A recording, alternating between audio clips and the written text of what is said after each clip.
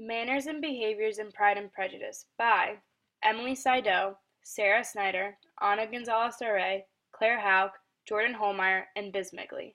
Originally titled First Impressions, Pride and Prejudice is a novel based off of manners, behaviors, and the results of the way in which people act. Every character in the novel is judged based upon the way they present themselves in a public manner. In fact, the plot itself exemplifies the consequences of false first impressions and misunderstandings. One of the central conflicts in this novel is between Mr. Darcy and Elizabeth Bennet. The reader is exposed to the contrast in the way women and men behave in society.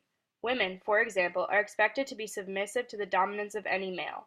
On the other hand, men are expected to keep their place in society by finding a suitable wife.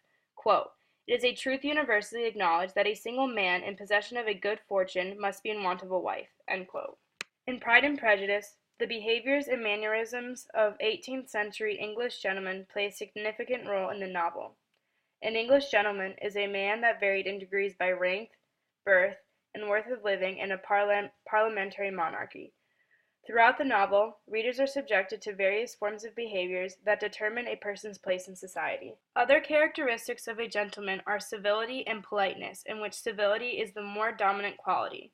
During the time of the novel, civility meant, quote, conformity to the principles of social order, end quote, while politeness referred to a polished and refined sense of character.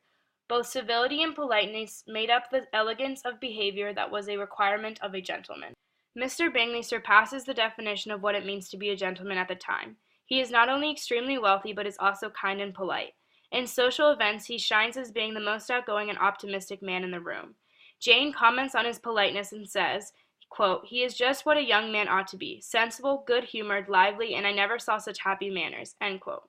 Because of his outgoing personality and fortunate disposition, he is an excellent gentleman and would make a suitable husband for any woman. Another example of an English gentleman is Mr. Darcy. Mr. Darcy is born into a more elite class, a rich landowner or gentry, and is educated. All three of these characteristics are what define an English gentleman, by a certain degree of quote-unquote gentlemanliness. Mr. Darcy not only fits the criteria of a gentleman, but also behaves like one as well around his friends and family. However, to women, Mr. Darcy is first perceived as a snobby, arrogant man.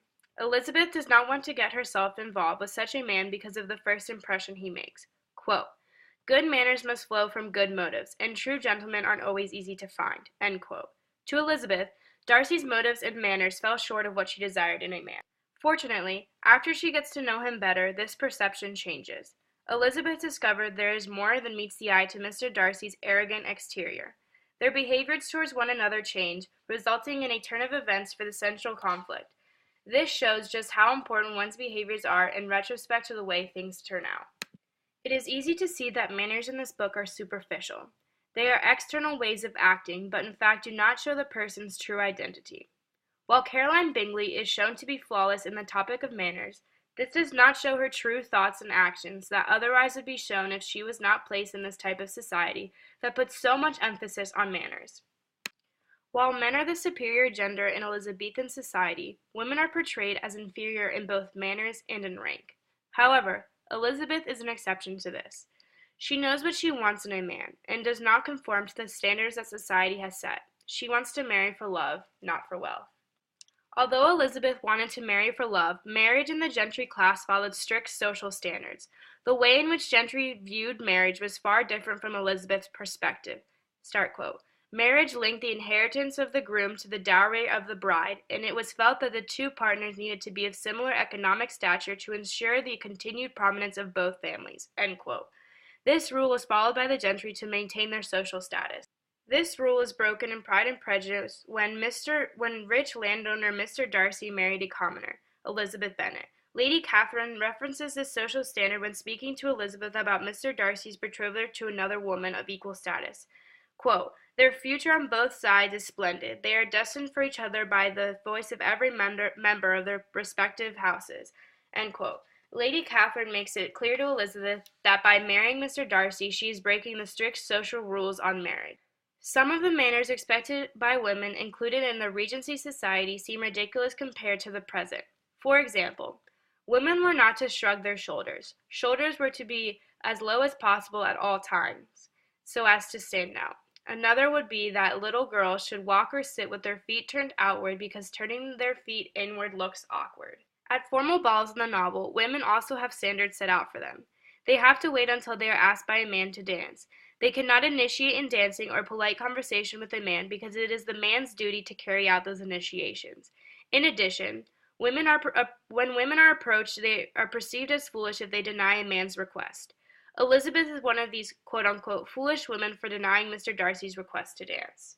Elizabeth, as the independent woman that she is, does not abide by these terms. When asked to dance by Mr.